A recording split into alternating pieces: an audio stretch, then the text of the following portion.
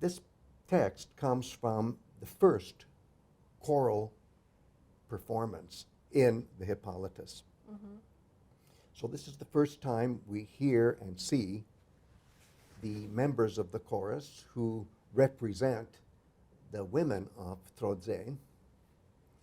And there's a big controversy. Are they pre-married or married? And I assure you, especially after you read my close readings for the whole hour of hour 20, they're both. Mm-hmm.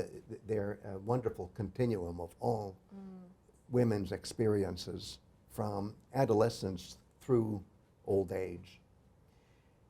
And these women are washing the laundry of the princess and gossiping with each other about the princess. But what they're also doing is empathizing with whatever sorrow the princess is feeling.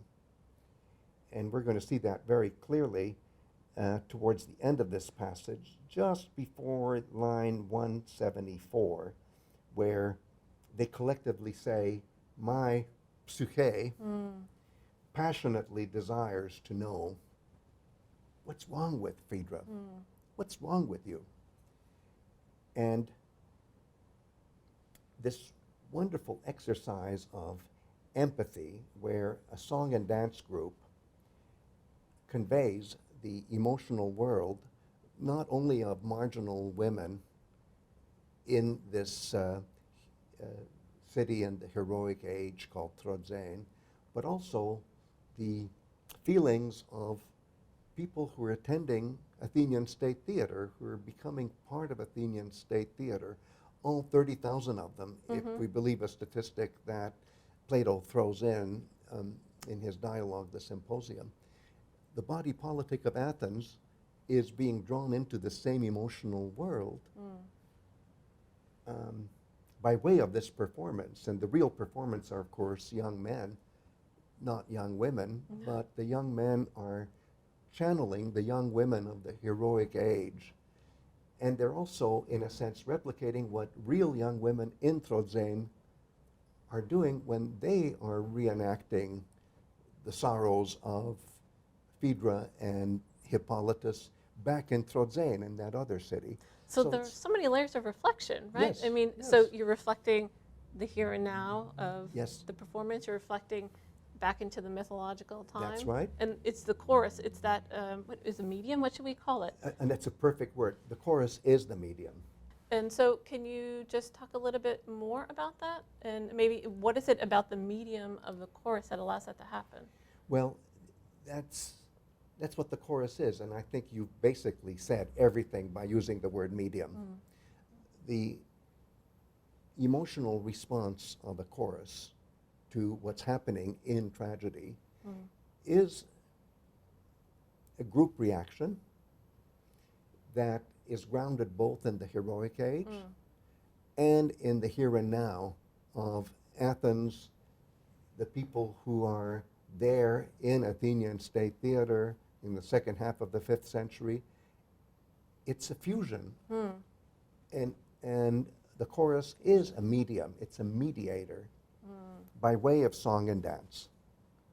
And I think the special twist here is that Euripides is so clever that, unless I'm mistaken, he is using the local traditions of female initiation, how real female initiates sing and dance at this rather remote place called Trozen, remote as far as Athenians in the second half of the 5th century are concerned.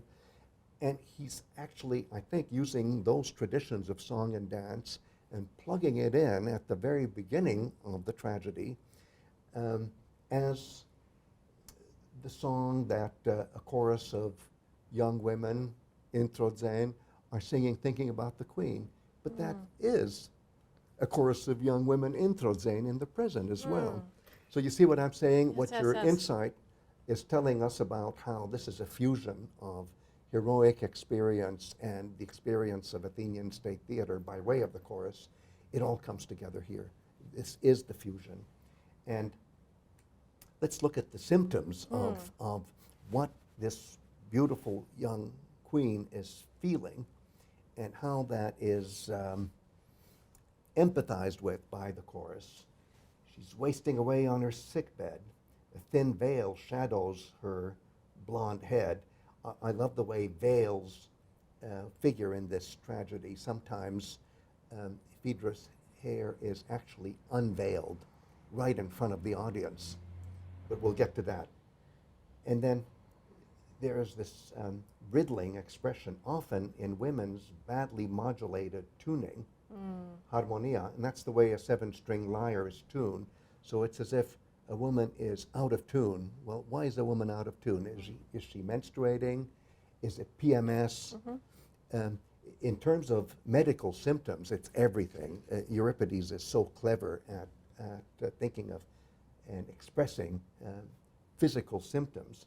But what's fascinating is how the words go on to say, a bad and wretched kind of helplessness dwells, arising both from the pains of labor and from lack of sensibility. So now you have this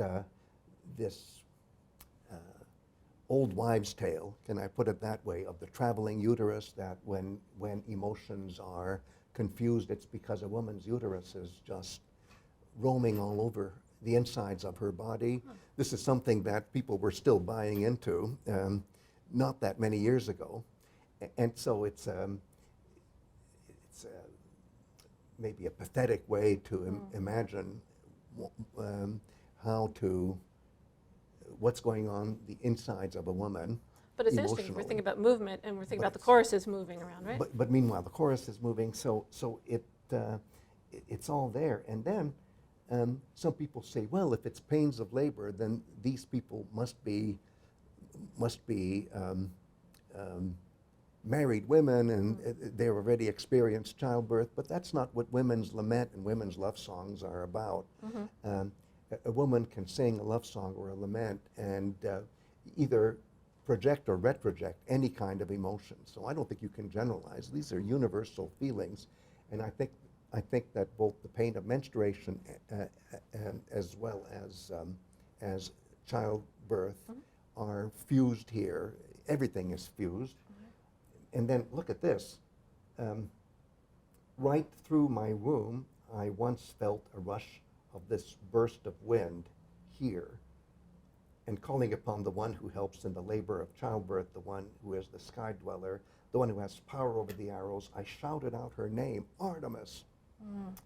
And she, very much sought after, always comes to me if the gods are willing. And so what's happening here is the role of Artemis as presiding over, as I said in another context, all experiences of women except actually having sexual intercourse. Everything else. And so even the idea that a gust of wind somehow enters the uterus is something that is directly related to Artemis. We see that in the Agamemnon, the libation bearers, and the Eumenides, where winds are controlled by Artemis, and where the rhythms of wind are all controlled. And what we're also talking about is the close relationship of Artemis with the moon, and so menstruation and the moon and Artemis are all part of one big picture. And so everything is happening here.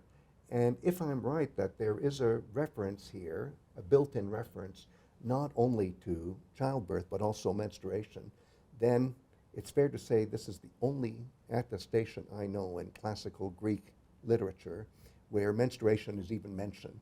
Because it's so taboo, is that it? It's so taboo, even in the most ribald comedies of 5th century Athens. There's no mention of menstruation anywhere. You can talk about everything under the sun, but not menstruation. Why is that possible here? Because it's Euripides. And it's very indirect, I think. But I think because Euripides is exploring the full range of female experience in the context of a cult of Artemis, as actually practiced in the not very well-known place of Trozen, but Euripides, the anthropologist, knows it. You have these precious glimpses of ritual engagement with all bodily functions